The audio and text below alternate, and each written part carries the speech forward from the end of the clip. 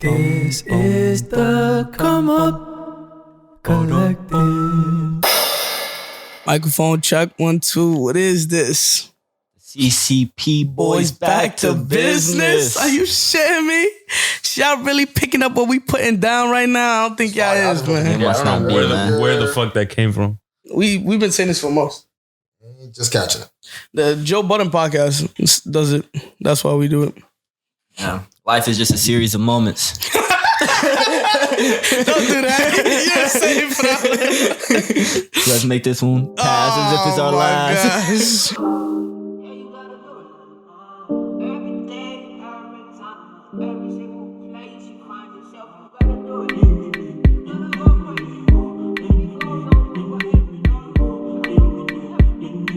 I'm rolling on your wheel now. I'm drinking Hennessy now. I hope you see now. Say you don't bust my eyeglass. You don't scatter my plans. See my eye, I don't cross. You put me for ambulance. See why you make me bitch. See why you make me big. See what you did to me. God save me, please.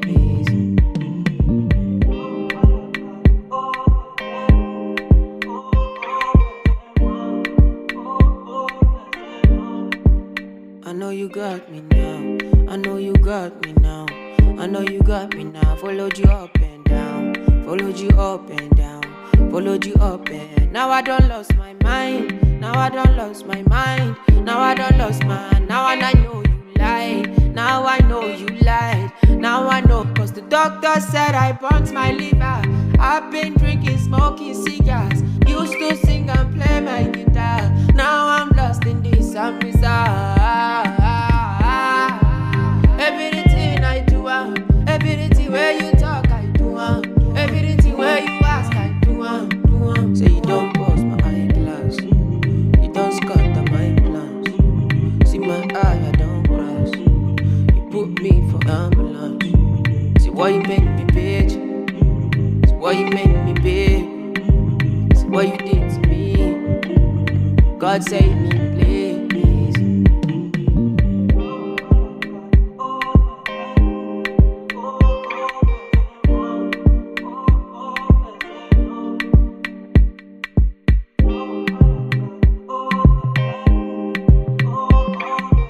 Yes, sir.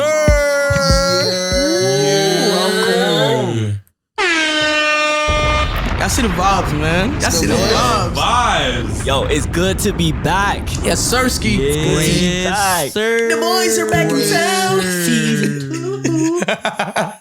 We're back Fuck, are we? in Brooklyn. Brooklyn. The greatest sir. city in the world. Yes, sir. Man. Wait, I'm talking about. Whoa. Well, I mean, I guess In the world, I didn't mean to say all that. It's just a see. As I can see by my shirt, that can clearly tell where I am from. Yo, this man be flip flopping, yo. I swear to God. Well, Chill. we ain't gonna Chill. talk I don't about that though, flip-flop. but just I'm know. one-sided. Come on. nah, season one, he had the Harlem shout out. He did. He did. The viewers didn't see him switch up. They on him. did it. They didn't see him That's switch right. up. He switched up on Harlem. He switched up. But now he's in Brooklyn. I'll switch up on you. Come Up Collective. dig that. Welcome to the second season, Yes, sir. airing from New York City, the greatest city in the world. Yes, sir. Yes, sirski. How you feeling? Welcome back, y'all. Welcome back. Chillin', Thank you. Thank you, chillin'. man. Nice to have you. It's great to see y'all. Welcome. We gotta It do is.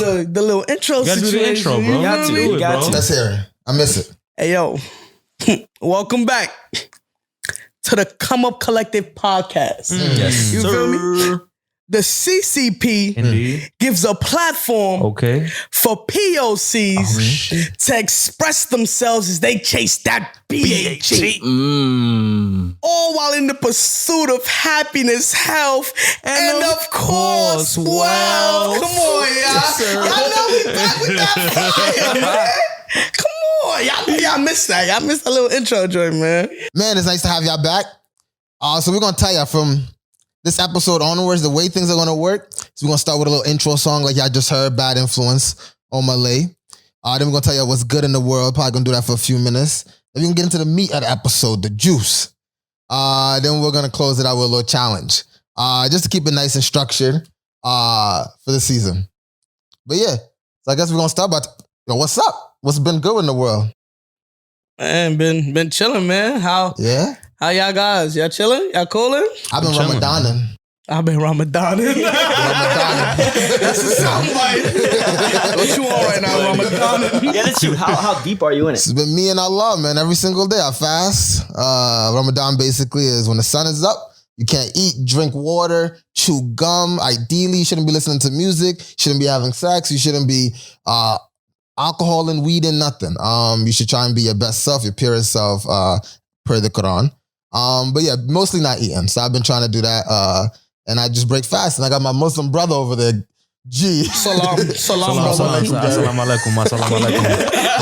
Mashallah to my You're not brothers. Muslim, are you? I'm definitely not Muslim. Why are you doing it? To be completely honest, I mean, it just didn't feel like too much of a deviation from what I was doing now. And also it's like kind of out of solidarity for like dude and a lot of the cool Muslim folk I've been around since moving to New York.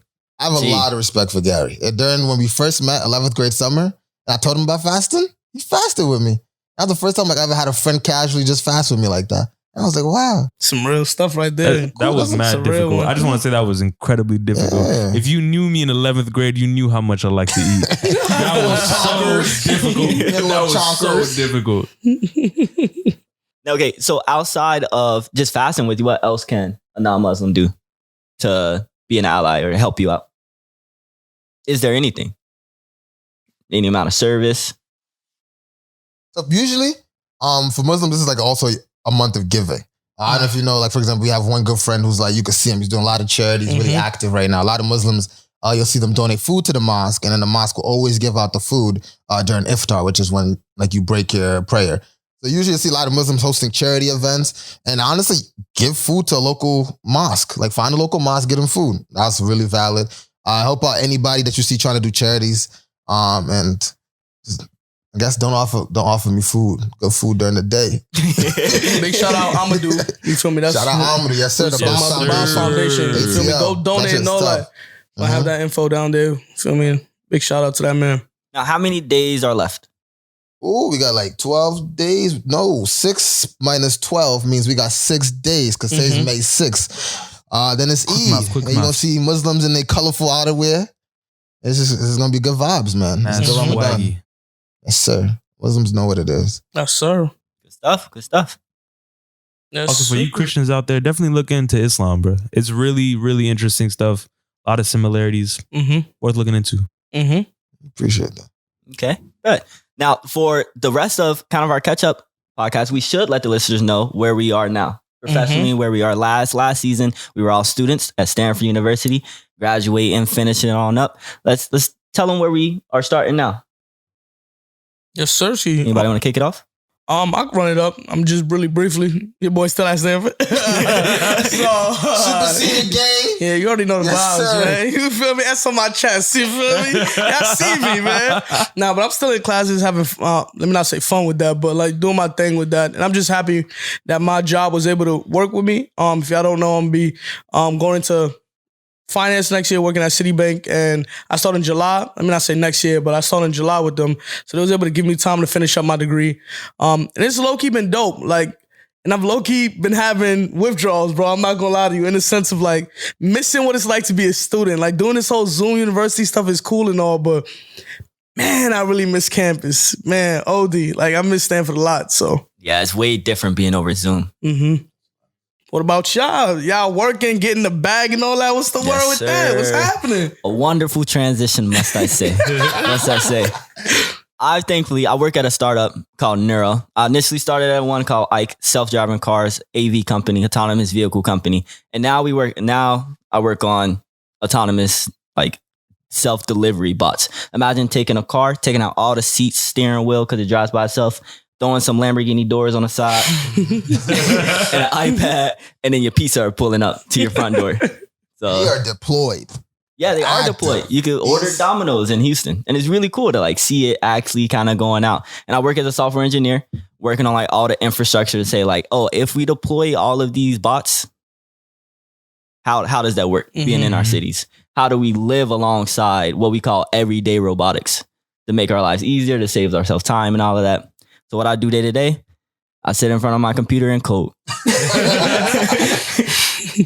With meetings, of course. And it's been sensational. Like the comfort of, I guess, being paid well. So all I have to do is focus on being like the best engineer that I could possibly be, while being challenged every day enough so I like feel engaged and like getting ownership of a startup is a smaller company compared to really big ones like interned at Google and all that.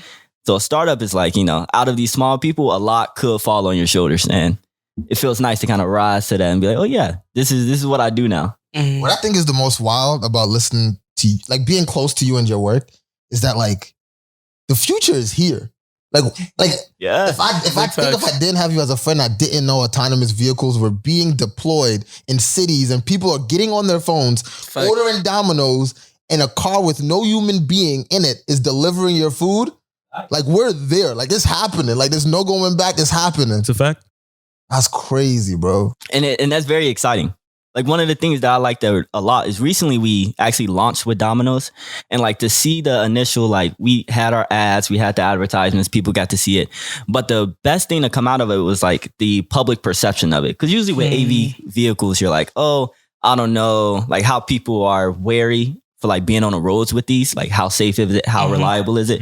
But a lot of people are excited about it. And as long as we continue to like not crash or anything, or not cause like any huge lose this like public trust, it could be a very exciting future. That's fun. So that's what I do. Gary, what you want? Oh man, definitely on that startup life as well. Yes, sir. Thankfully was able to graduate last year, which was horrible. No graduation. Shout out to 6 friend groups that got featured on that one video that we had. But yeah, so I started working at a startup, definitely a lot smaller than Makai's, and definitely really feeling that whole just random stuff kind of falling on your shoulders. I think it is really, it's an interesting experience because like the grass is really low. So you can see the snakes, but it's also just as easy to see you shine. And I think it's hard to kind of find that balance.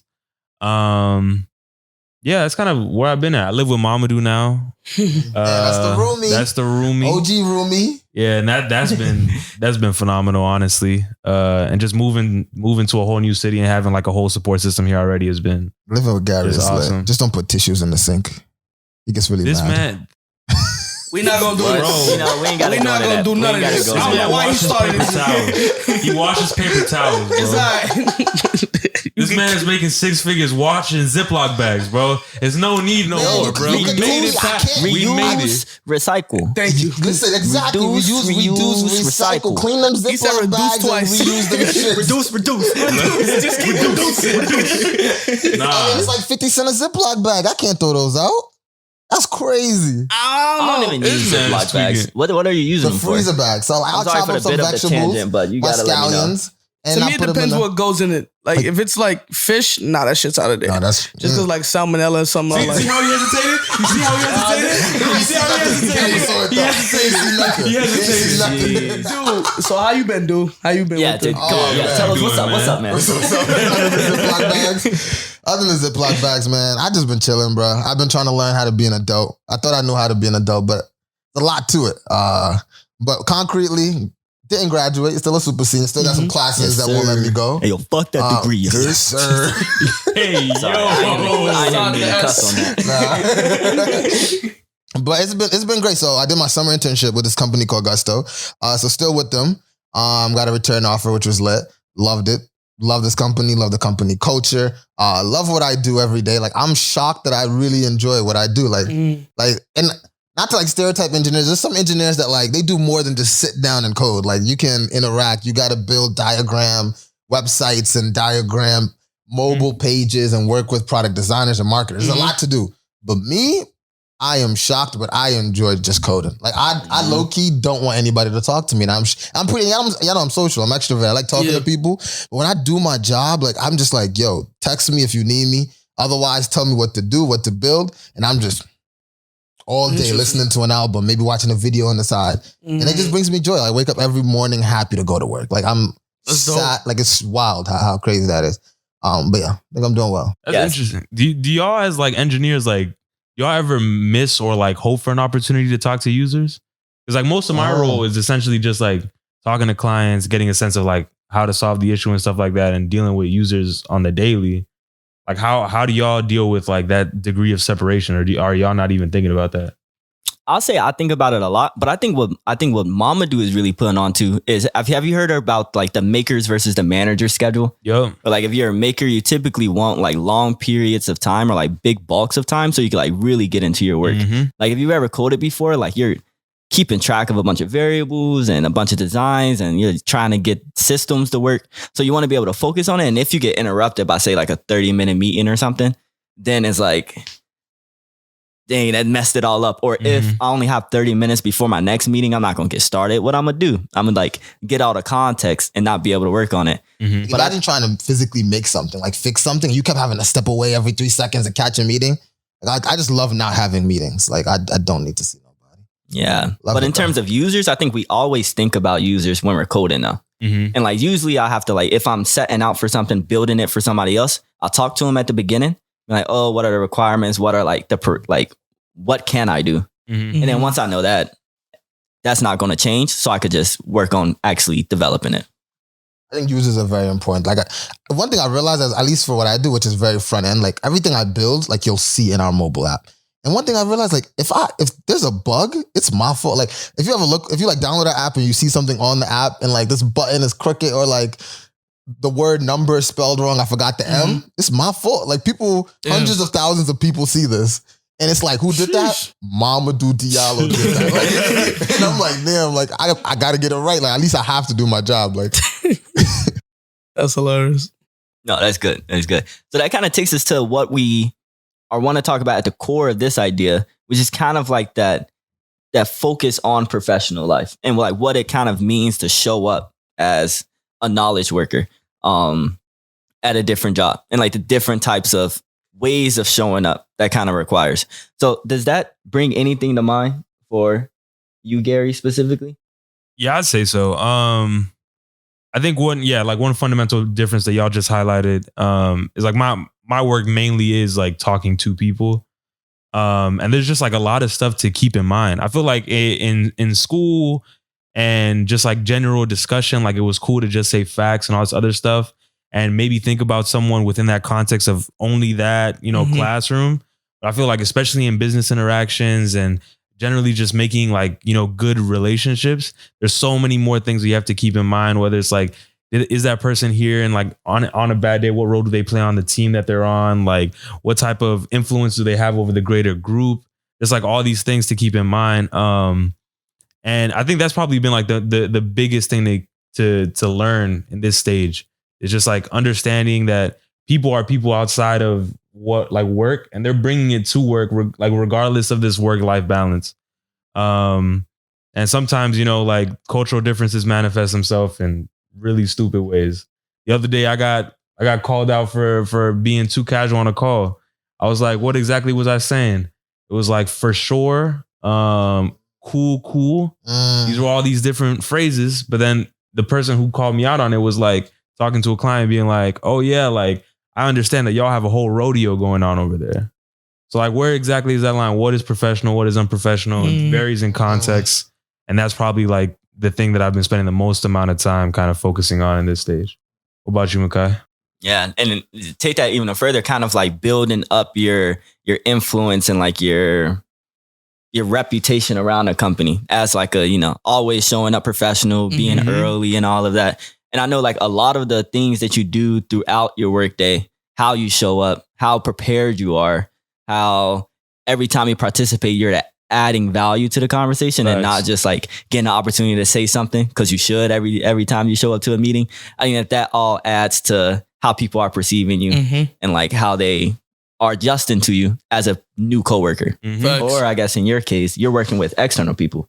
I'm sorry? You're working with external people, right? Kind of like clients. Yeah, maybe. Yeah. So that way, then it's affecting like sales in a way. Yeah, literally. But as an engineer, I'm like, okay, I have my team. I build up rapport with the people closest to me. And then the people that I collaborate with, I also work with them, collaborate with them pretty often. So how can I build rapport and get good relationships going? So like whether they are dependent on me for something or I need their assistance for something else, how can we make a mutually beneficial relationship?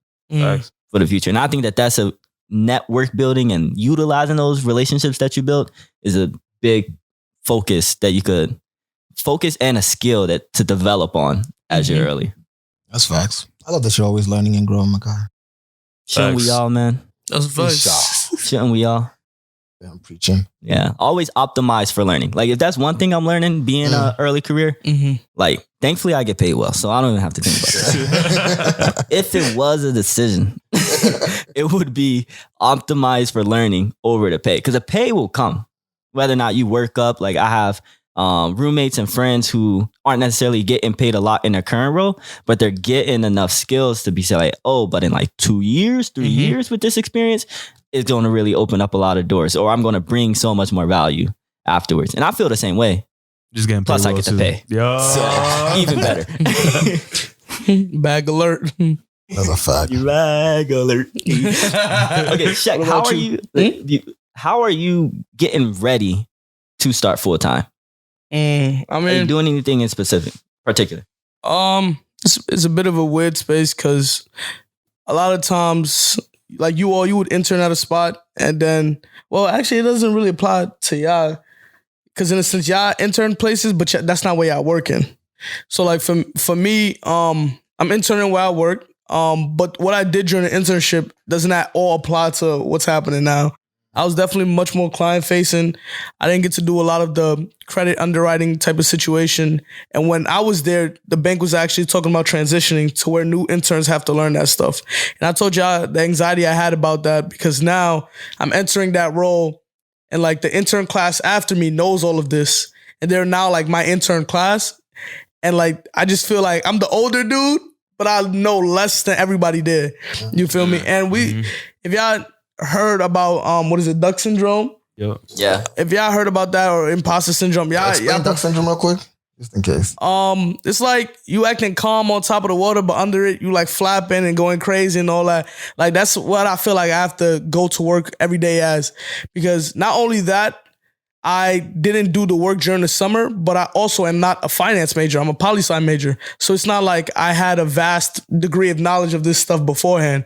But I think that's when this break time is great for me, because as Makai said, I'm optimizing for learning, in the sense of like, I'm buying classes, finance classes, accounting classes, and different stuff like that to catch up to the material.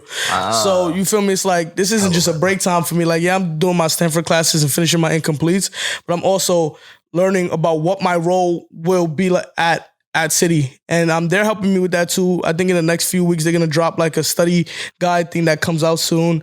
And then we start official training July 19th. But I think really it's like, you have to have that drive now. You can't just, sit back and wait till it's the first day of working. Like, damn, I didn't study any of this. It's like, nah, nigga, you want your job? Hustle. You feel me? You got to hustle. You got to work towards it. You feel me? You got to put in that pain. So exactly as Makai was saying, people like notice that and appreciate that. And your team members will appreciate that. You feel me? So Yeah, fact. And I've also learned it's not expected that you're supposed to be great day one. Like, yes, it really matters for you to, be prepared, be ready, be enthusiastic about learning. But my first couple of months at both jobs, both at my first company and the second, once we got bought or acquired, and I basically was a new hire again, like, I felt like overwhelmed, felt like I didn't know a lot, was trying to figure out everything, felt like I was getting more from other people than contributing just yet. But I think that's expected, and you should leverage that in the first couple of months.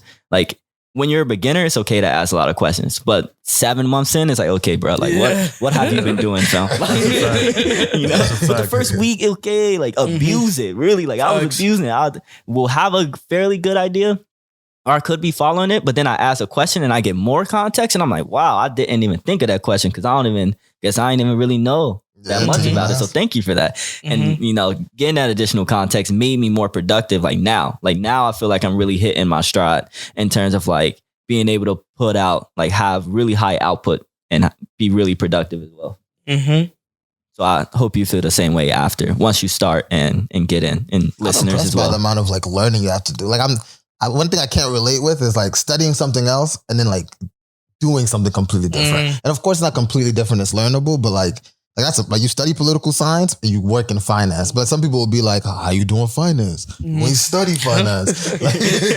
So that's fire. Yeah.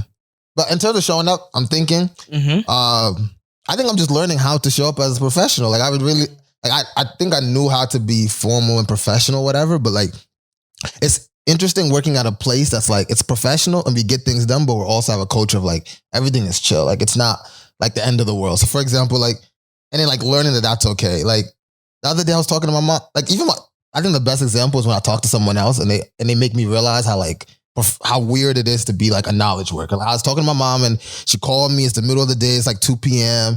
And I'm talking to her and she's like, oh, like what are you up to? Whatever. I'm like, I'm chilling. I'm just working. She's like, you on the phone? How was you on the phone? At work? I'm like, no, it's okay. Like I'm just doing my job. I'm just like coding. I could just step away. He's like, no, don't let nobody see you. Like you gonna get fired, man. Listen, you're not supposed to be on your phone at work. Like I'm like, nah, it's cool. Like no one's really gonna care. Like something like that happened. Even was a moment I had to pick up my sister at the airport from like 2 to 3 p.m. And my sister was just like, oh, you're gonna be working, so you don't have to pick me up. I'm like, nah, it's cool. I could just step away. It's like, you could just step away from work? Like, you're not gonna get fired? I'm like, no, it's okay. Like, I'm salaried. Like I'm not gonna get fired. Like, and like, my team is understanding. I work at a company in a culture where like, I could put a message in my chat and tell my team, hey, I'm stepping away for an hour to pick up my sister at the airport. And everyone would be like, honestly, people will probably respond with an emoji. They might even Quick little reaction. reaction. They might put the plane emoji. Or just put some like meme that says, wee, like some random stuff. But it's just like an understanding place. Like you see people put a message in there. They're like, hey, picking up my kid early from preschool today. So stepping away. And then it's just like this culture of like, oh, if they had work on their plate, I'll go pick it up because I know next time they might do that for me. But just like the idea of just like you're not just, you're not working with your like hands in the sense of like, you don't need to always be on. Like, it's a very fortunate and privileged place to be. And that's one thing I'm learning how to navigate. Like when he would tell me about his working experiences, it's wild because that promotes healthy work culture. That makes you feel comfortable at your job. Like your job supports you. That's what businesses should be striving towards. Yet, I just feel like, nah, what the hell? Like that's mad weird. Like it feels like a unicorn job. Like it like feels so weird to me. Exactly as you said, like, if I'll tell my mom, like, hey, like, you feel me? Let's meet up for lunch. What are you doing? Whoa, you gotta be in the office. Like she would think I'm crazy, bro. Like, and it's just wild how I feel like tech, that's why I really respect tech companies. They're like pushing the boundaries of what a good job is supposed to be, what good company culture is supposed to be. And I think other industries gotta catch up. And luckily, like, I say luckily, but in a sense, of course, you know, you pray for the people that you lost, that have been lost during this time. But this pandemic has also changed work-life balance for a lot of people. Yeah. You feel me? It's showing people that you don't have to slave away at your, you feel me, desk 24 hours, not really, like, you feel me, being efficient with your work. You feel me? So, like, I think that in that sense, I'm like grateful for the pandemic in that sense because it's showing the US that like, yo, this constant culture of you always got to be working, always got to be on the grind, you always got to be putting in pain. Like, yeah, you could do that, but at the end of the day, the balance sheet's still balancing. Like, you feel me? Whether you put 50 hours to get the task done or a good 10, they both get the task done type vibe. So like, I think people need to start, other industries need to start catching up.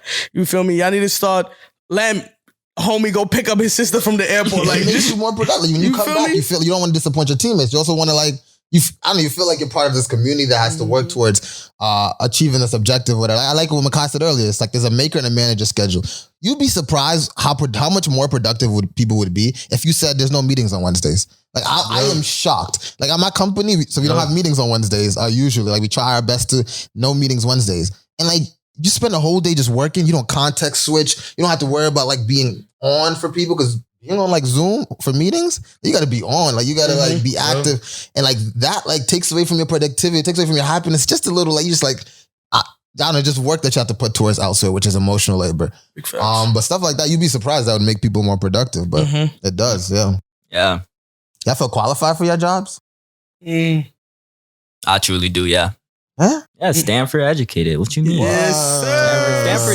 Stanford, yes. Like I went to Stanford for a specific reason to get like well qualified for other technical roles. you know, and Stanford is like known for their CS curriculum. It's like, I'm with you. I haven't even conferred my degree. And I didn't, because I didn't see it as like something that I needed to actually start the job. The job didn't require it either. I say that on air. I don't. I got scared when he started going down that path. I'm like, whoa, slow down. Nah, but it's fine. But yeah, but in terms of like being able to show up and do the work, like I definitely felt maybe even like a year ahead of like where other people my age that, you know, probably are starting at. So I felt very confident in myself and the skills that I was able to develop over the last 4 years and got like straight to it, you know? Why do you think that never turned into imposter syndrome? I can see the route of like, I'm a Stanford CS person, so these people are expecting the cleanest, greatest code they've ever seen before. Like, why didn't that like scare you away, you know? And you're like, oh my God, bro, I'm just a beginner. Like, it's my first job. I think for me, I take the perspective, you're going to get what you get from me, you heard? That's a fact. If your expectations are here and I'm putting it here, you're going to have to fire me. What I'm going to give you, I'm going to give you 100%. And I'm going to give you the best effort. I'm going to give you 110%. And if the 110% ain't enough, I'm sorry. Nothing. I guess you got to fire me. So I did feel the imposter syndrome. Like there's been times where I'm like, dang, like I don't know if like people just aren't telling me that I'm not doing a good job or not, because people aren't saying anything. Like, and, you know, you overanalyze yourself when like a meeting go a little quiet after you say something. Like, dang, was that stupid? You know, like, no, that's a fact. You know, like you can really get in your own head, but at the end of the day, I just remind myself, I'm gonna just do my best. And if my best ain't enough, I'm gonna have to go somewhere else. But I mean, my best is getting me really excellent ratings. It's really working out. So I mean, if that perspective sounds helpful and enlightening, I encourage people to kind of take it on. Because like if you can't meet the bar, then you can't meet the bar. That's a right? fact. You just gotta figure out where the bar at, do your best to hit it. But as long as you're performing and getting better, improving and all, and you kind of feel that progress, or you have some type of like metric that you could say like, oh, I've done this better than I did last month. That's all you gotta aim for. And I think the imposter syndrome is the overanalyzing, the self-overanalyzing, which is natural. Everybody does it. I do it. Yeah. I feel like also in this environment, as a knowledge worker in the midst of a pandemic, it's like a lot easier to start overanalyzing because you have like so few interactions with people. Like there is no water cooler talk. There's these like random places where you could build rapport in spaces that aren't professional. You know what I mean? Figure out who could be a resource in the future and shit like that. Trying to cuss less this season, y'all. I'm gonna be very real with you. We all are. We're trying. We're gonna do a cuss counter. I got one right now. I got one too. You gonna be able to send this podcast to your grandma. I promise. Yes, exactly. Send it to your boss and demand higher pay. No, pay him more, or her, or they. Nah, yeah. No, but yeah, it is one of those things that is just like whatever one interaction. Like sometimes I'll post something in the Slack channel, I don't get a reaction. I'm like, oh man, I'm getting fired tomorrow. Yeah. Like it's over. I was gonna ask y'all about that. So especially after watching Industry, I wanted to know what type of boss or manager relationship is better for y'all. Do y'all want the manager that is mostly quiet, will send like advice here and there, but like they hold on to praise until like, let's say you finish that big project and then they give that praise? Or do y'all want the person that consistently gives that praise, but then like they also equally give out the like critique? Like that, like, I don't know how y'all feel about that. How do you have a preference? I mean, you've worked before, so. For me, I'd say like, my boss was somewhere in the middle in the sense that he gave the praise, but then it led to me overthinking a lot when I didn't get the praise. Like, oh, good job. Oh, good job. It wasn't great. Last time he said great. And before that, he said excellent. What am I doing wrong? Like, that literally was what would go down in my brain. So I think it could get dangerous both ways. But I still like the over-communicative boss. The boss that lets you know, you feel me, you're doing good, you're doing good, you're doing good. Just for the simple fact that you then could keep that in the reserves when it comes to going through the company. Like, oh, last Tuesday he said I did great on this assignment. Last Tuesday he said I did great on this project. Different stuff like that. I think it's better in the long term. But I think you got to balance that overthinking, as Gary was pointing out. What about y'all? That's a fact. I'm just what you're saying in terms of like, I feel like also if you got no family member to like talk to about how well you do, like my meter for whether I'm doing well at work is whether I go across the hall to Gary and ask him, yo, bro, I just wrote this Slack message or like they just wrote this email. I don't know what it means. Am I doing well? Am I doing not? Like, I'm talking to Makai and I'm like, yo, bro, like I didn't submit the screen on time.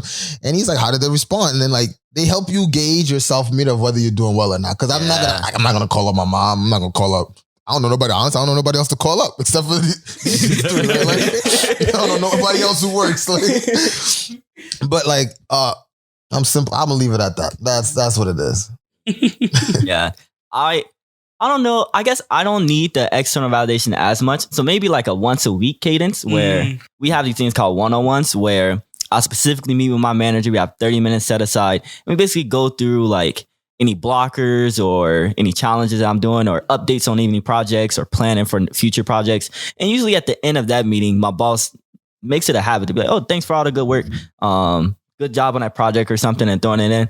But I think that is a result of kind of being over Zoom where you don't have the water cooler conversation and like the one-offs or hanging out during the day and like the days where I didn't have that one-on-one to get like, oh, good presentation or I'm glad you're doing that. Like, you know, offhanded compliments. So I think that at least the culture at my company, Neuro, has been becoming more where managers kind of intentionally try to, you know, give thanks, give appreciation. I wouldn't even say even managers, even peers or like people I'm collaborating on will shoot you a message like, oh, thanks for fixing that bug or thanks for, you know, putting out that fire, like thumbs up. And that's all I need. And then when Perf Review comes around, then we could go in depth and talk about it. You heard? Yeah, let me show y'all. And I'm bringing receipts and everything. Tickets are closed, PRs, JPEGs, all of that, PNGs. I screenshotted everything. I'm crying. That is kind of wild to think about. I think I feel like I end up caring more about like the medium where I get the encouragement or the positive feedback. Like because like we have stand up every day where I work, and a lot of people they go crazy on telling everybody. Stand up? Sorry, stand up is the first meeting of the day. Normally now, especially in like a post or a current Zoom environment, you kind of just highlight what you did the day before or what you plan on doing today. I'm not the type to overshare. Like I'm not trying to like this is not an opportunity for me to brag about everything that I do. And like it's not something that I want to do is like type out all 15 things I did yesterday to like impress the company or like show my value. I'm more about like the action. I think as far as my manager is concerned, this person is like responsible for seeing everything, right? Everything that I do.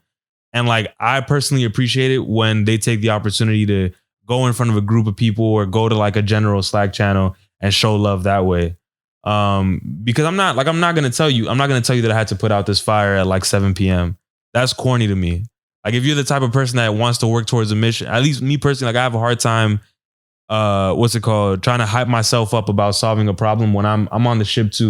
You know what I mean? Like we're all working towards the same thing. Why is my work more important than yours? How many people are in your stand-up? Like, is this a whole company thing or a small team? So it's the whole company, but the whole company is 13 people. That's why it's, you know what I'm saying? Like, that's why, you know, he was talking about a startup. I'm like a lowercase startup. You know what I mean? Like it's not. Start and yeah.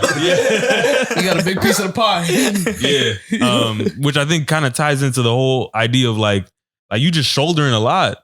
Like I think we talked about this a lot last season too. This whole idea that, you know, and a lot of times, especially as a fly student, like you don't see how fast you're moving. I feel that way this time around. I'm like, well, month 4 in, I just got my own personal account, like talking to people and like being the front facing person. People are asking me questions. I'm asking people to do things and giving them the perception that they have a choice not to do it.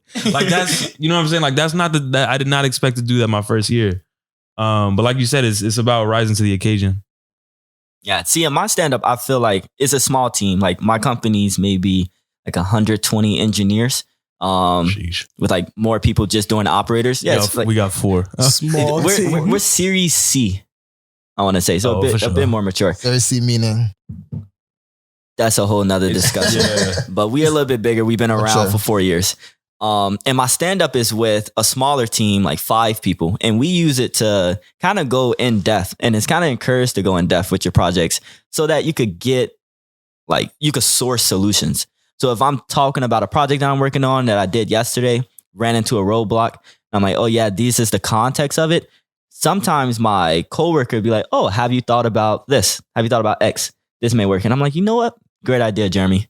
I'm working on that today. That's hilarious. Yeah, shout out Jeremy if you listen to this. Yeah. You I just made that name up, Can you hit man. it? I swear to God. Yeah. That should be our name for every coworker we ever talk about. Jeremy, you'll Jeremy. appreciate That's a that. good Feel name. free to use it. But yeah, for me, it's kind of like the more you share, the better. And this may apply to other people. I don't know. If it's my full company, I won't be sharing everything. Or if it's only senior people, I'll be sharing just the highlights.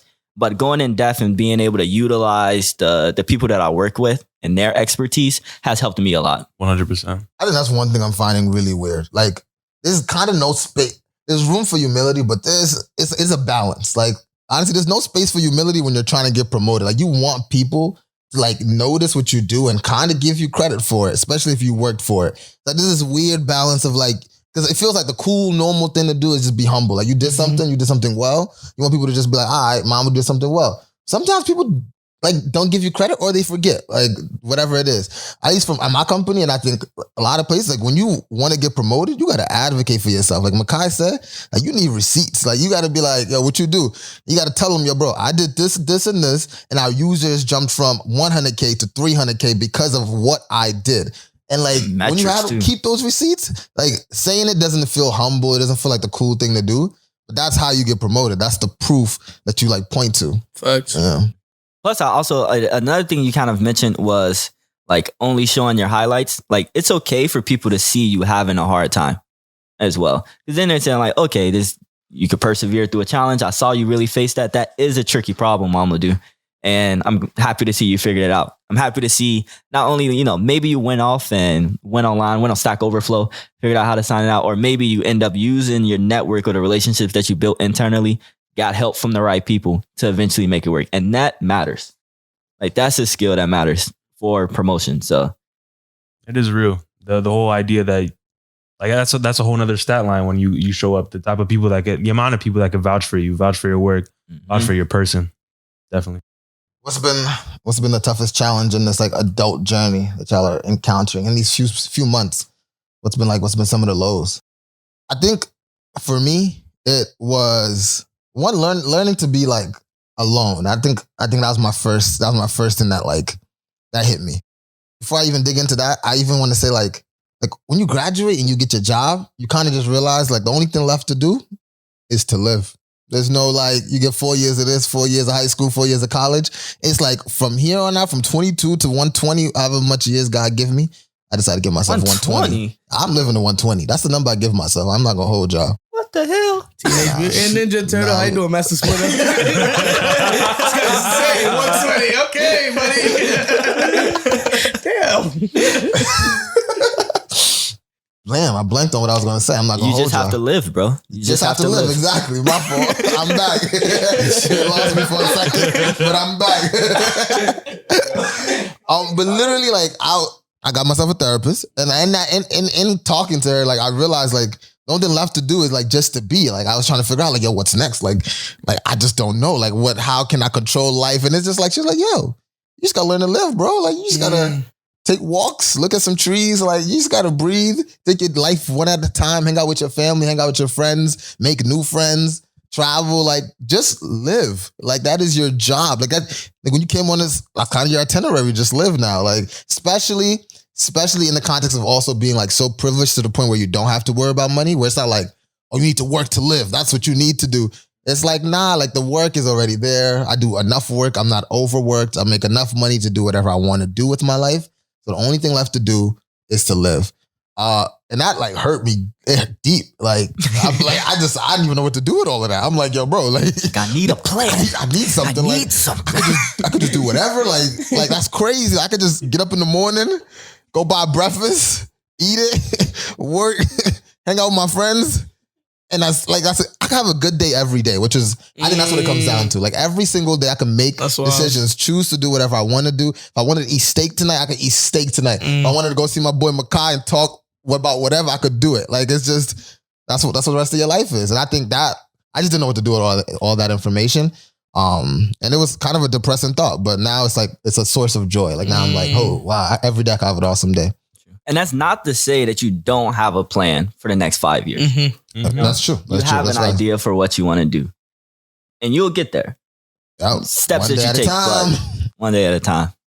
Yeah. I think for me, my big focus has been living in the present as much and being so focused. Like, I think living in these, like, those 4 years that Mamadou was just mentioning in high school. In high school, you're like, ooh, I can't wait to get to college, you know, or get to the next step. What I'm gonna do after graduation? Then you get to Stanford or you get to college, period. You're like, okay, 4 years, let me make sure I do the right internship so I can make sure I get a job afterwards. And then when I graduate, I could do something. But then, like, now it's not so clear of a plan. Yeah. That path a little hazy. Whatever you make. You know? And it's like even nicer if it's not planned out. Like, yes, I have an idea for what I'm doing the next 2-3 years, but then I have, like, you know, 10 years that I want to be. But I kind of want, like, some spontaneity to come up. Like, I may, you know, decide to start a company, a really cool company, but I want to, like, make sure that I have, like, at least financial foundation where I could decide to step away and do all of that. So that's the planning part of it. But yeah, true. For me, it's like living presently, as in, like, I forget exactly what you just said, but you can make every day a good day. Like, every day I wake up, I'm like, okay, how can I actually be mindful with what I'm doing today, be fully engaged with the work that I'm doing, with the people that I'm hanging out with a conversation, with a workout and all of that, and just being fully immersed in the moment, because it's a good life right now. Life is good. Gotta enjoy it, you know? Fact. I think for me, on a very similar tip, growing up, talking to all my youngins, you feel me, talking with my bros, it's like, yo, we gonna get rich, we gonna stack this bread. And then even from that, making a clear plan and all that, like, oh, I want this by this day. I mean, not this day, but like this time frame. I want to start a company at 50, different things like that. You feel me? You start planning out. Like, as Mamadou said, when they kick you out of Stanford, like, when they kick you out and say, yo, like, congratulations, you graduated. Here you go. And you just like, yo, I gotta start, like, working towards that. Like, I just been talking about getting rich. Nah, I actually gotta, like, try this shit. Like, bro, I have to, like, it's just wild to me because, like, the goals just seem so wild. Like, yeah, I told myself I gotta make $1 million before 25. How am I do that? Like, you just start sitting there and you don't want to shy away from your goals at all. But at the same time, you do want to start, like, all right, let's really work towards this from a realistic perspective. Because I think when I was a youngin', like, it was just easy to say those things. You feel me? And you really don't know the hard work that goes into getting there. You feel me? And now I think I'm not shying away from the hard work, but it is, like, stunning me a bit. Where I'm like, dang, all right, now it's time to put in the pain to really get to where I want to go to. Now it's time to, you know, apply to these law schools, make sure that, you know, I can get in there with the grade I want. I can go to the school I want, so I can at the end get the job that I want. That gets me a little bit closer, you know, towards buying the property that I want. So, and different stuff like that really just adds up, and you have to start being an adult. Like, and no one's gonna do it for you. Like, no never one, just put your homework down. That's what like, being an somebody's adult gonna do it for is. you. That's Exactly. why You ain't got nobody to do it for you. Yeah. That's what being. And if you don't do it, that it's not dentist gonna get appointment, done. you gotta make it. for real. I look at to make a dentist appointment right now. That's facts. But at the same time, while we talk about that, I do want to let y'all know, though, because I know there's a lot of individuals like us just graduated from college, may not have a job right now, like, freaking out. You don't got to do everything in your 20s. You feel me? Like, take your time. For different people, it comes at different times. So you feel me? You don't have to be spazzing out like, yo, I'm 22. I told myself I have a Bentley right now. Like, you don't got to be tweaking like that. Y'all can calm down as well. You feel me? That's something I think that comes with the overachieving, working hard for your goals. There's a part of it where you got to give yourself some slack too. Like, yo, relax. You feel me? Pat yourself on the back sometime and just appreciate yourself for being alive at 22. You feel me? Living where you at, or like different stuff like that. So Yeah, it's your timeline. I don't know where that like you got to make it by 25 came. Oh, well, I guess you made that. I mean, the boy is probably 8 years old. That's some mama's fried chicken. Man, but I get a meal by 25. What? How we do that? G, what about you? Yeah, I don't know. I feel like, yeah, like, full transparency, I think probably the hardest part of the transition is kind of like understanding a lot of like fundamental differences between like me and my circle, right? Like, even I was talking to Mamadou about this earlier today. Like, there's like a lot of stuff that y'all are like really interested in terms of like what y'all deem success and stuff that I'm just not interested in. And that's okay. And my definition of success is different. I think one area in particular where like I'm thinking about the difference a lot more now, and, you know, like, for the listeners that don't know this, like I'm on the transplant list. Like I've had health issues my whole life.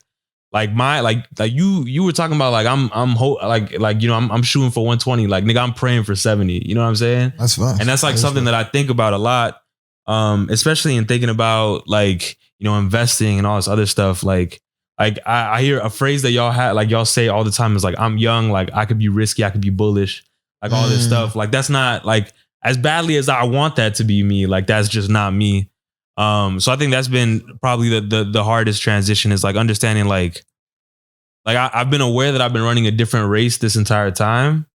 But I think like the fact that I was living in that 4 year to 4 year to 4 year made it easy for me to feel like I was on the same like playing field because the field of vision was pretty short. I'm at sea and I can't see like, you know, land. And it's like for me, like the end, like I could just randomly hit land, right? It's assuming land is, you know, whatever, you know, however you believe, whatever you believe. Well, I appreciate that vulnerability, man. That hit me. For real. Yeah. That is true. I think that's one interesting thing about adulthood is you have to realize where you are, understanding where you are, and then just trying to live life from there. That's We out here adulting. Facts. Y'all still take a look at this crypto though. It's worth being just a little risky, just a little bit. Facts. Get your bread up, man. Let's say that for episode 2. Get your money up, not your funny up. That was good. Nah, but The ground. You practicing? A little bit. for real though, like you see all of us as we touched on, like life's definitely full of challenges. Adulthood is full of challenges. I feel like adulthood is like raising a kid. That's gonna sound weird because that's a part of adulthood. But like ain't really one way to do it right. Like you feel me? Like, there's some general pieces of advice. Be a good person. Don't violate. Mm-hmm. Like, those are my real two big ones. Advice don't violate. Nah, that spans so much. Exactly. Exactly. Don't violate. If we eating at the barbecue, don't violate. Don't be taking around more food. You feel me? That's like, nice. all right, Be nice to people. Don't violate. exactly. You know what I'm talking about. But I'm just saying there's different challenges to adulthood. You feel me? And we know y'all got some too. And as Mamadou brought up earlier, we do want to introduce a new challenge aspect. That's facts. Let me just say this man just transitioned that so beautifully. So you heard us talk about our challenges, and now we got a challenge for y'all. You feel me? So we like to eat. That's And me facts. especially. Y'all see this. You feel me? And that's one big part of adulthood. Like you gotta feed yourself. You gotta figure out how you gonna feed yourself. Or you can get a roommate that feeds you. Opening a refrigerator. I take care of my people. Yes, sir. That's a fact. We would say for us, like I know one challenge I definitely want to see y'all do. Again, as Mamadou mentioned, we're going to have these weekly challenges where we challenge the audience, you feel me, to do something once a week. And then we're going to share the content on the Come Up Collective page. So for us this week, we want y'all to cook a dish. Y'all, Your favorite dish. your favorite dish, you feel me? Something, It could be a anything. grilled cheese. Air fried chicken. You feel me? It could be Plantains. A salad, bowl of Chopped cereal. Salad. Yeah. Make something for yourself. Feed like your soul. for real. Just make something for yourself, exactly as Mamadou said, and snap a quick video of it. You can show us a boomerang eating your salad, you feel me? Like show us anything and then tag us in it on Instagram, you feel me? Because we want to show, first of all, we want the community to start interacting with each other more. That's a you feel fact. me? We got people in Columbia, Princeton, we got people at Notre Dame, we got people in all these different schools. Stanford. Hopefully. We got people all these in these different spots, and we want this to be, it's not just a collective through us, it's a collective. That means y'all can interact with each other. Y'all can make Exactly. bonds. So you feel me? We want to share that with y'all, share y'all different foods, y'all different posts, and we'll throw that up in our story. But also, we want HelloFresh Yo, we need to start Yeah. to start sponsoring us. HelloFresh sponsor us. I'm cooking a HelloFresh meal. Yes. Yo, dude, God. you got Cooking the HelloFresh meal. I know. But Nah, they don't get shown yet. They don't get shown yet. Yeah. Oh, that's facts. You don't get shown Look at yet. that Yo, food HelloFresh. Hey man, Y'all need a. we've I been need in me a them relationship for firecracker about 4 meatballs. months now. I think it's time we take it to the next level. You know what I'm saying? I want you to meet Shoot my. your shot, Gary. I want you to Shoot meet your my shot. parents. I want you to meet my parents. I want you. I come want in the to have house. a joint account. Are you gonna get on one knee? Joint said account. You gonna get on one knee? Huh? Are you gonna get on one knee? Are you gonna get on one knee for HelloFresh? Are you gonna get on one knee for? Gary's gonna do it. gotta do it. Oh, Mike, that might slap you. Oh my God. Will you please sponsor me? That was beautiful. I'm sending That better be our response, Yo, that was awesome. All right, man. Man, for All right, real. yo, thank you all for a wonderful episode. Welcome, Back. episode 1. Season 2, a lot of content coming. Yes, We're looking forward to it. You want to throw this song? Yeah, we got a cool song for y'all on the way out. Yes, sir. But definitely, yo, HelloFresh, stop playing, man. But we gonna have y'all videos up on IG, and hopefully, HelloFresh can run with it. But man, we got a lot of cool content for y'all, man. I'm looking forward to seeing what comes of this season. And peep the TikToks, bro. Peep the TikToks. Peep the TikToks. Now we about to run it up. There's some African drill joints. Yeah.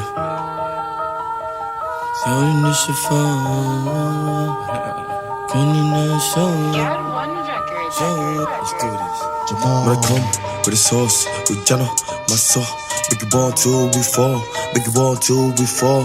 When I come with the sauce, with Jana, my soul. The swag, that shit. Let me get the flower on my chip. Let's see it.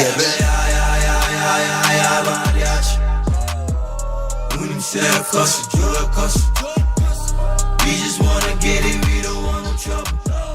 Kaya dana suya tifu ye me Unim self kosu jura kosu.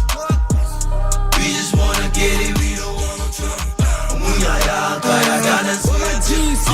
My brother, move to the top, we harder. We the grind out there. Yep, I said get it bigger all night long. Get it, bah, all night long. Yeah. Yo, boys and trip, boys and tip. Pulling in the Benz on, yeah, we did it. Mommy from me, I don't think. Since I came, class, I'm dig it. Yeah, one thing. When they cut the gang, we pulling with dig it. All and 4 and 2, say bomba, my bro. Boys and trip, boys and tip. Pulling in the Benz on, yeah, we did it. Mommy from me, I don't think. Since I came, class, I'm dig it. Yeah, one thing. When they cut the gang, we pulling with dig it. All and 4 and 2, say bomba, my bro. We just wanna get it, we don't want no trouble. Kaya dana suya tifu ye me Unim self kosu jura kosu. We just wanna get it, we don't want no trouble. Kaya dana suya tifu. It go on rough. Street in Achia Mageto need the beef for a failure. Says I said, yes, I know about home or didn't cost cookers went to me and read ya. Your friend is a cost who priest here. My guy from Mofa Nakobana could test here. We paid for attention, but Mujina teased me. When they bet to me a Lydia. We've been doing this best for a while. Once I come and rap a foul, you manage to panty a pressure be foul. Fans are supporting me money how. So when you mean somebody out when I saw brocha made the men's out when a time of Vienna, Miss Wama could we are go send when if you come in. Inside, outside, a castle. Make sure my Air Force crew move bustle. So tassel, still with the hustle. Sick and income, my brame was my G's for Timaba Jama, Yanakama, Yapako, to